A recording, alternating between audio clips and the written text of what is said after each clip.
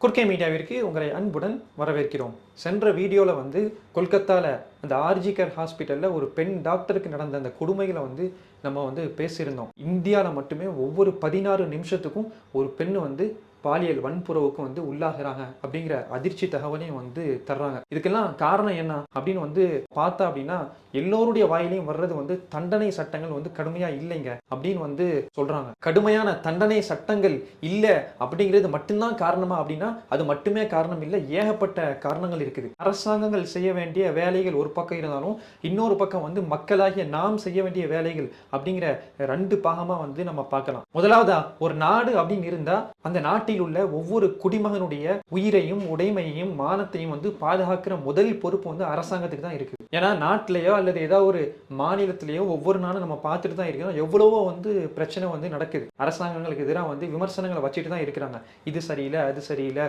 அதை நீங்க ஒழுங்கா ஹேண்டில் பண்ணல அப்படின்னு எத்தனையோ விமர்சனங்களை ஒவ்வொரு நாளும் நம்ம வச்சுட்டு தான் இருக்கிறோம். ஆனா எப்போ சட்ட ஒழுங்கு பிரச்சனை வருமோ, தான் சொந்த நாட்டு மக்களை, தான் சொந்த மாநிலத்து மக்களை மதத்தின் பெயரால, சாதியின் பெயரால அடிச்சிட்டு சாவுறாங்க, கொலை செஞ்சிருக்கிறாங்க அப்படின்னா இவர்கள் ஆட்சியில் இருக்கிறதுக்கு தகுதி இல்லை, பதவி விலங்குங்க அப்படின்னு சொல்றாங்க. இந்த மாதிரி பெண்களுக்கு எதிராக பாலியல் வன்கொடுமைகள் அதிகமா நடக்குது அப்படின்னா மத்திய அரசினுடைய பிரதமரோ அல்லது மாநில அரசுடைய முதலமைச்சரோ பதவி விலகணும் அப்படிங்கிற கோரிக்கையை வைக்கிறத நம்ம பார்க்கிறோம். அதனால ஒரு நாட்டிற்கோ அல்லது அந்த மாநிலத்திற்கோ எப்போ சட்ட ஒழுங்கு பிரச்சனை வருமோ, உயிருக்கே உத்தரவாதம் இல்லையோ, மானத்துக்கே உத்தரவாதம் இல்லையோ, அப்ப அந்த நாட்டை ஆளக்கூடிய ஆட்சியாளர்கள் தகுதியற்றவர்கள் அப்படின்னு ஒட்டுமொத்த எதிர்கட்சியா இருந்தாலும் சரி, பொதுமக்களா இருந்தாலும் சரி, பதவி விலகணும் அப்படிங்கிற கோரிக்கையை பிரஷரை கொடுக்கறத நம்ம பார்த்துட்டு இருக்கிறோம். ஆனா ஒரு நாளைக்கு நூற்றுக்கணக்கான பெண்கள் சீரழிக்கப்படுறாங்க அப்படின்னா இதுக்கு எவ்வளவு பெரிய கடுமையான தண்டனை சட்டம் நமக்கு வேணும் அப்படிங்கிறத ஒட்டுமொத்த இந்திய மக்களும் எழுதிட்டு இருக்கிறாங்க வலைத்தளங்கள்ல. இப்படி சமூக வலைத்தளங்கள்ல இது சம்பந்தமான வீடியோக்கள் கீழே நம்ம பார்த்தோம் அப்படின்னா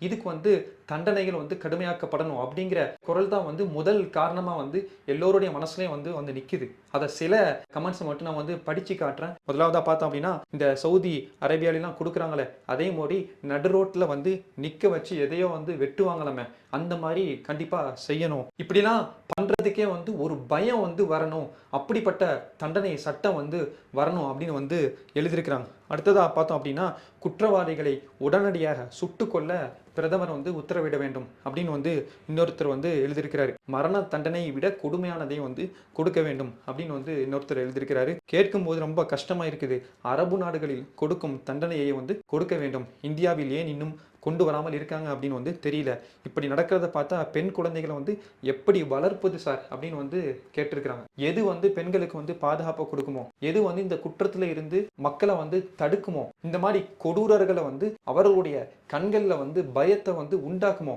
அப்படிப்பட்ட சட்டம் அது எந்த சட்டமா இருந்தாலும் அமல்படுத்தணும் அப்படிங்கிறதுல யாருக்கும் எந்த மாற்று கருத்தும் இல்லை. ஆனா இவ்வளவு நாளா கேட்டா சொல்லுவாங்க, அரபு நாட்டுகள்ல காட்டு மிராண்டி சட்டமா இருக்குது, மனித உரிமையை மீறக்கூடிய சட்டமா இருக்குது, ஹியூமன் ரைட்ஸை பால்படுத்தக்கூடிய இதா இருக்குது, அவர் நாளைக்கே திருந்திடலாம், திருந்தி நல்ல வாழ்க்கையை வாழலாம், அப்போ அவரை நம்ம கொலை செஞ்சிட்டா அவர்களுடைய வாழ்க்கையை கெடுத்த மாதிரி ஆயிருமே அப்படின்னு கேவலமான விஷயங்களை யார் செய்யறாங்களோ அவர்களுக்கு முட்டு கொடுக்குற மாதிரி இந்த மாதிரி ஹியூமன் ரைட்ஸ் கமிஷன்னா பேசுறத நம்ம கேட்டிருப்போம். அதனால இப்படியான கடுமையான தண்டனைகளை கொண்டு வந்தா மட்டும்தான் இந்த மாதிரி அரக்கர்களை கட்டுப்படுத்த முடியும் அப்படிங்கிறத ஒட்டுமொத்த இந்தியாவினுடைய குரலா இப்போ ஒலிச்சிட்டு இருக்குது. இவர்கள் இந்த அரபு நாடுகளில் வச்சிருக்கக்கூடிய இந்த கடுமையான சட்டங்கள் மனித வளங்களை பாதுகாக்கக்கூடிய சட்டங்களா இருக்குது. இந்த அரபு நாடுகள் மட்டும் இல்ல, நார்த் கொரியா, சைனாவில் கூட இந்த பெண்களுக்கு எதிராக வன்கொடுமைகளுக்கு மரண தண்டனை விதிச்சிருக்கிறாங்க அப்படின்னு நம்ம பார்க்கிறோம். யார் யாரெல்லாம் ஜனநாயகம் பேசுறாங்களோ, ஹியூமன் ரைட்ஸ் பேசுறாங்களோ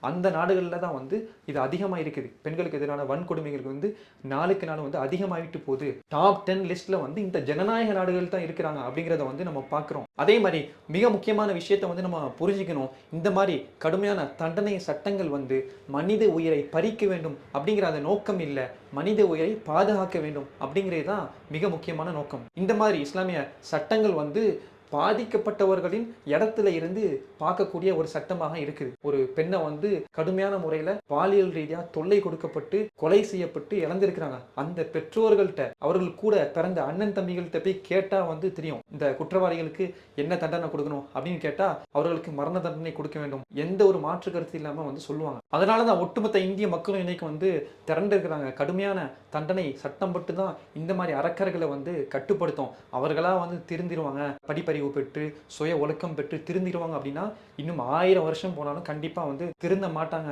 அப்படிங்கிற கோரிக்கையை வந்து முன் வச்சிருக்கிறாங்க. நாட்டின் குரலாக, நாட்டு மக்களின் குரலாக, பெண்களின் குரலாக இருக்கக்கூடிய இந்த கடுமையான தண்டனை சட்டங்களை வந்து இந்திய அரசு வந்து அமல்படுத்துறதுக்கு, கிரிமினல் கோடை வந்து அமெண்ட்மெண்ட் பண்றதுக்கு நம்ம ஒட்டுமொத்த மக்களும் வந்து சேர்ந்து குரல் எழுப்பிட்டு இருக்கிறாங்க. பொதுமக்களா நம்மளால செய்ய முடிஞ்ச ஒரே ஒரு விஷயம் வந்து அரசாங்கத்தை வந்து நம்ம வந்து அழுத்தங்கள் கொடுத்துட்டே இருக்கிற இந்த விஷயத்தை மட்டும்தான் நம்மளால வந்து செய்ய முடியும். அரசாங்கம் தான் வந்து பரிசீலிச்சு புது சட்டங்களை வந்து உருவாக்கணும் அப்படிங்கிற கோரிக்கையை வந்து இந்த வீடியோவின் மூலமா நம்ம வச்சுக்கிறோம். மீண்டும் அடுத்த ஒரு நல்ல பதிவில் சந்திப்போம்.